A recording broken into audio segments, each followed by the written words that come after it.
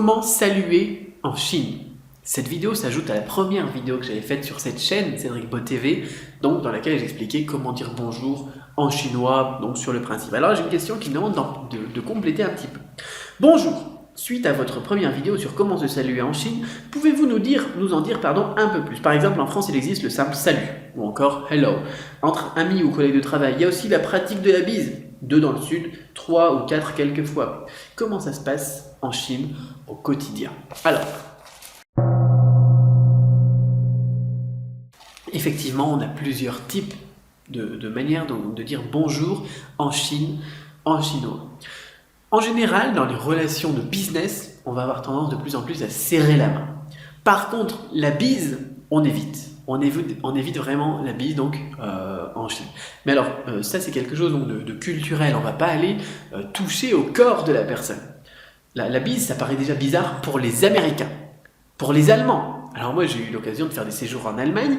Si vous faites la bise à une Allemande, elle va trouver ça complètement déplacé. Voilà, alors que pour eux, par contre, se prendre dans les bras, se serrer, se faire un petit hop, là, comme ça, on se serre dans les bras, et puis voilà, pour se saluer, et bien là, ça paraît complètement normal. Alors qu'en France, vous avez comme ça, vous allez vers quelqu'un, vous le prenez dans vos bras, ça peut faire un petit peu bizarre. Aux USA, vous prenez quelqu'un dans vos bras, aucun souci. Comme ça, on se prend comme ça, ouais, tout simplement, quoi, un petit coucou, un petit salut, quoi. Ça peut différer donc en fonction des pays. Donc en Chine, on va essayer d'éviter un maximum ce genre de contact corporel. Voilà, on serre la main, maintenant ça se fait, mais voilà, on va essayer donc de réduire ça. Donc ça c'est juste dans des relations professionnelles. Alors ensuite, lorsqu'on voit un ami généralement, comment est-ce qu'on va lui dire bonjour? Si c'est un ami, on va dire de la famille ou un ami un petit peu éloigné, pas vraiment proche, pas vraiment un très bon ami, bien généralement on va l'appeler par son statut. Son statut, c'est quoi? Par exemple, un gars qui est plus vieux que vous allez l'appeler frère. Voilà, ça c'est mon frère. Quelque chose qu'on a aussi dans d'autres communautés, dans d'autres pays. Vous avez donc quelqu'un qui est plus jeune que vous, et bien c'est lui qui va vous appeler. Vous n'avez même pas besoin de l'appeler. Voilà. Par exemple, moi j'ai quelqu'un qui va me dire ouais, salut Ligue, par exemple, pour dire bonjour Cédric. Ouais. Puis moi je vais dire voilà, tout simplement, coucou, je t'ai vu, ouais, merci, salut, ou bien tout simplement salut. Alors salut, on a plusieurs manières de le dire. On peut effectivement dire ni hao. Mais bon, ça c'est vraiment poli, c'est pas vraiment amical. Voilà, pour dire un petit coucou comme ça, mais on peut faire hey, comme le hi en anglais, là c'est à peu près le même principe, c'est hey, voilà, H-E-I en pinyin, premier ton, avec le symbole de la bouche devant le caractère de la couleur noire, si vous voulez aller plus loin, donc en caractère chinois. Donc on a le hey, le ni hao. Pour les personnes donc un peu plus qu'on rencontre moins souvent, on va généralement demander par exemple, est-ce que tu as mangé? Voilà, c'est une manière de montrer qu'on a vu, tiens, où t'es rentré, etc. Donc ça, je l'avais déjà évoqué. Qu'est-ce qu'on a encore? Donc, pas de contact corporel, les salutations entre amis, voilà. La famille, généralement, si vous avez cousin, cousine, là aussi, on les appellera par le statut. Généralement, c'est le plus jeune qui appelle les plus vieux. Donc, par exemple, moi, j'appelle la troisième tante. La troisième tante, elle est forcément plus vieille que moi, mais quand elle arrive, eh bien, j'appelle troisième tante. Voilà, c'est une manière de dire bonjour, j'ai vu que tu étais là, chère troisième tante, tu es la troisième tante par rapport à notre famille, donc ça permet aussi de montrer un certain niveau, un certain respect des anciens, donc ça c'est la philosophie chinoise. Et elle ne va pas me dire, bah tiens, bonjour petit filleul, non, elle va juste me dire salut, ou bien juste un signe de tête ou n'importe quoi. Généralement c'est les plus jeunes qui vont saluer les plus vieux. Ça c'est très très important. Voilà, grosso modo, pour compléter un petit peu la chose. Donc oui, il existe des salutations. Oui, entre vraiment potes, eh bien on va s'appeler par frère et sœur ou n'importe quoi. Parce qu'un pote, c'est pas généralement pas un frère, mais comme en français, on peut dire ouais mon frère, quoi, ça va, toi, et tout, voilà quoi. Ça marche aussi pour les Américains. Ça, on pourra utiliser ça sans problème. Là aussi, encore une fois, généralement, ce sera le plus jeune qui appellera le plus vieux. Qu'est-ce qu'on a encore?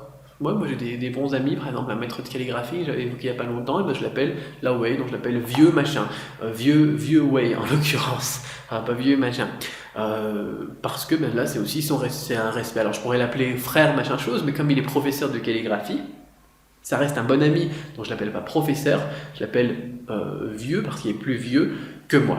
Voilà, c'est un petit peu compliqué, ça mériterait d'être approfondi encore, mais je pense que ça durerait beaucoup trop longtemps la vidéo, parce que les statuts au niveau de la famille, déjà, c'est trop riche, ici, parce que c'est tellement important de saluer les gens en reconnaissant leur statut, hein, donc le principe confucéen du respect des ancêtres, que pour chaque personne, par exemple chaque oncle, chaque tante, on va avoir une appellation différente, en fonction que ça soit un oncle du côté maternel, du côté paternel, un oncle plus vieux que le père du côté paternel, un oncle moins vieux que le père du côté paternel, un oncle plus vieux que la mère du côté maternel, un oncle plus vieux que la mère du côté maternel. On aura déjà 4 appellations différentes. Donc ça, faut le comprendre.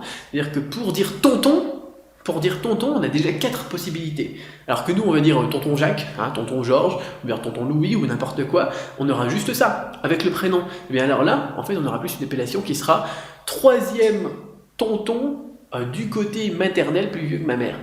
Voilà, c'est un petit peu compliqué donc de tout développer ici, mais je vous mettrai une petite fiche qui est dans la formation Cramp, juste en dessous de cette vidéo, pour vous rendre compte de la complexité de la chose et aussi de l'importance, culturellement parlant, que ça a. Donc avec un ami du même âge, généralement on dira grand frère, petit frère. Alors on a aussi une appellation différente, grand frère, petit frère, comment ça s'appelle, grande sœur, petite sœur.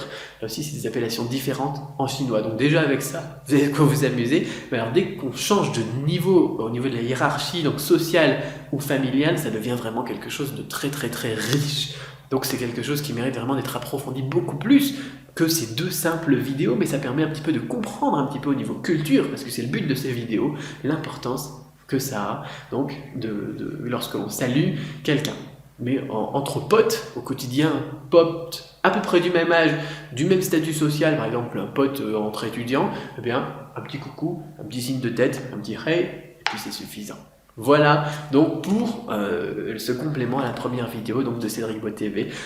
On se retrouve dans une prochaine vidéo bien évidemment. En attendant, juste en dessous de cette vidéo, n'oubliez pas les liens, la page Facebook, la page Twitter, la page YouTube.